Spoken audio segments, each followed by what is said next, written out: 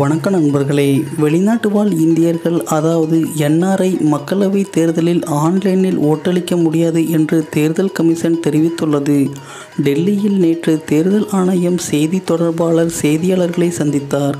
அப்போது அவர் கூறியதாவது: வரும் மக்களவைத் தேர்தலில் என்ஆர்ஐகள் ஆன்லைனில் வாக்களிக்க முடியாது. அதுபோன்ற வசதிகள் செய்யப்படவில்லை. என்ஆர்ஐகள் ஆன்லைனில் வாக்களிக்க வேண்டுமென்றால் மக்கள் பிரதிநிதித்துவ சட்டத்தில் திருத்தம் செய்யப்பட வேண்டும். அதுபோன்ற திருத்தம் எதுவும் செய்யப்படவில்லை. இப்போதைய நிலையில் வெளிநாட்டு வாழ் இந்தியர் ஒருவர் வாக்களிக்க வேண்டுமென்றால் அவர் தனது பெயரை வாக்காளர் பட்டியலில் பதிவு செய்து இந்தியாவுக்கு வந்து தனது தொகுதிக்கு சென்று பாஸ்போர்ட்டை காட்டி ஓட்டளிக்கலாம். இவ்வாறு அவர் கூறினார்.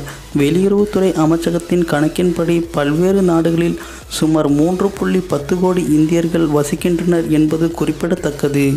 இந்த மாதிரி மேலும் பல தகவல்களை உடனுக்குடன் தமிழில் தெரிந்து கொள்ள நம்ம சேனலை இதுவரைக்கும் சப்ஸ்கிரைப் பண்ணலைன்னா மறக்காமல் இப்போவே சப்ஸ்கிரைப் பண்ணிக்கோங்க.